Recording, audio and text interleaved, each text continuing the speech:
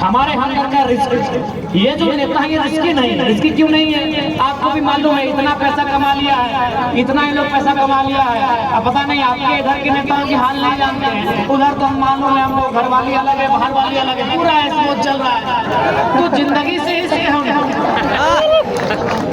उनको जिंदगी से इसके है, और जिसको जिंदगी से इसके है तो डरेगा ही। और हम लोग बोल दे भैया हम लोग तो कफन से इसके करके आए हैं, अगर जाएंगे तो दो चार को मचल के लेके जाएंगे।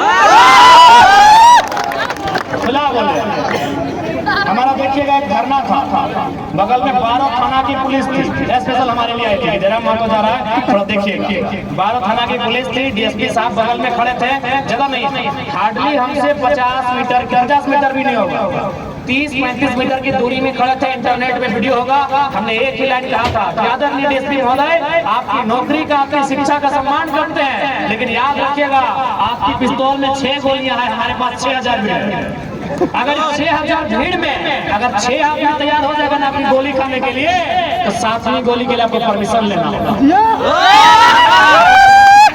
7वीं गोली के लिए आपको परमिशन लेना होगा, क्योंकि आज तक जनता डरती है कि आपसे मुकाबला करेंगे तो केस हो जाएगा, आपसे मुकाबला करेंगे तो 353 लगा देंगे। जिस दिन जनता अपने अंदर के डर को समाप्त कर देगी ना, फिर हमारे अधिकार और हमारे बीच जो खड़ा है उसे इस मिट्टी में जमींदोज होना पड़ेगा। इसलिए इस बात का हम लोग विश्वास दिलाते हैं कि अगर झारखंड की पॉलिटिक्स जो भी आता है, हम ये नहीं कह रहे कि आप बरकट्टा विधानसभा से हमारे नेताओं को मौका दीजिए।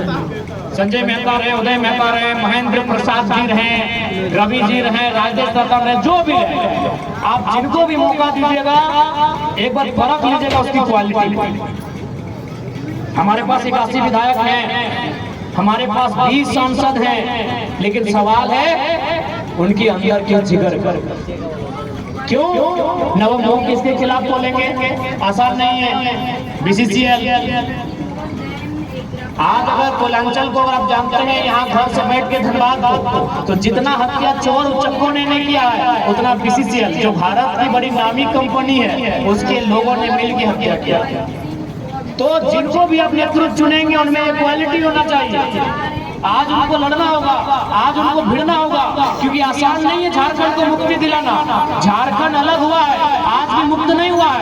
आज भी ऐसा आपको लगता है, पूरे भारत में घूम के आइए, आप पूरे भारत में घूम के आइए, आपको लगेगा कि हमारे जो बाकी राज्य हैं वो अंग्रेजों से आजाद हैं, लेकिन लगेगा कि झारखंड में अंग्रेज ना सही, लेकिन आज भी ये राज्य कहीं ना कहीं कुछ लोगों का गुलाम।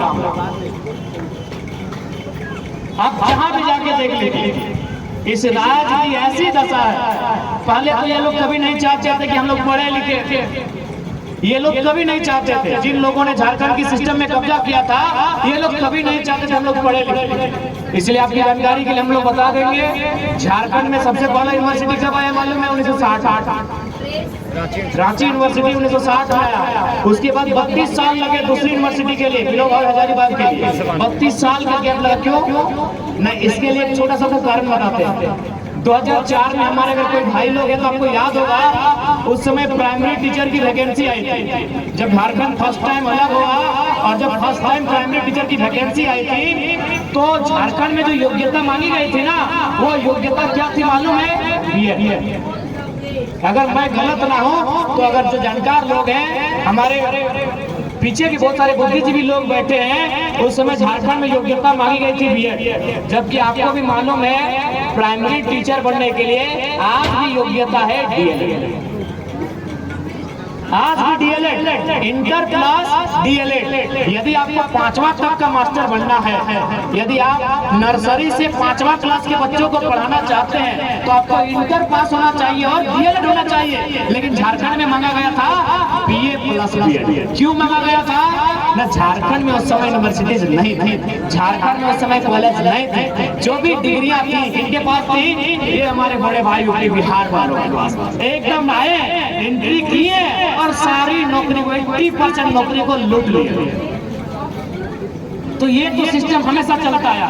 और नेताओं को फर्क क्यों नहीं पड़ा? नेताओं को इसलिए फर्क नहीं पड़ा कि आप बताइए कौन सा नेता का रिश्तेदार चपरासी का फॉर्म भरेगा? अभी अगर चूंकि अब चपरासी का फॉर्म प्रखंड वाइज होता है ना, चपरासी का फॉर्म प्रखंड वाइज होता है कि नहीं? यदि आज अगर चपरासी का फॉर्म आएगा ना, तो हमको लगता है बरकट्ठा के प्रखंड से नहीं करने से भी 500 लड़का लोग भरेंगे एक चपरासी का फॉर्म।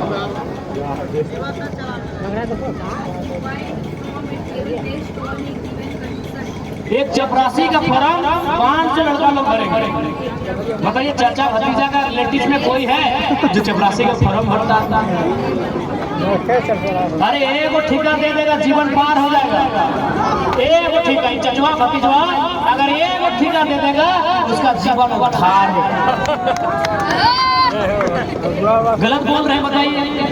तो इसीलिए नेताओं ने कोई इसलिए फर्क नहीं पड़ा। और आपको मालूम है 2005 की 6 का जेपीएससी था, पूरा नेता लोग ही हाईजैक कर लिया था जेपीएससी। नेता लोग एक नौकरी को टारगेट किया है जेपीएससी, उससे डीएसपी बनता है, डीओ बनता है, एसडीओ बनता है, उससे पदाधिकारी बनता है। झारखंड में जेपीएससी एक बड़ा नौकरी है। इसीलिए नेता लोग 2005 का जो जेपीएससी था वो जेपीएससी को हाईजैक कर लिया। उसमें तमाम बड़े बड़े नेता, उनका रिश्तेदारों लोग एसपी डीएसपी डीओ इत्यादि बीडीओ सीओ बनने का काम किया था। तो नेताओं को इंटरेस्ट इसीलिए नहीं है कि उनके बच्चे चपरासी का फॉर्म नहीं भरेंगे। भैया आपके बच्चे चपरासी का फॉर्म भरेंगे, अभी आपको तय करना है कि नेतृत्व किनके हाथों में देना है। जो अपने बच्चों के बारे में सोचते हैं उनके हाथों में, या जो आपके बच्चों के बारे में सोचते हैं उनके हाथों में नेतृत्व देना है, या आपको तय करना है। हम लोग कभी फॉर्सफुली वोट मांगने नहीं आएंगे, कभी नहीं आएंगे।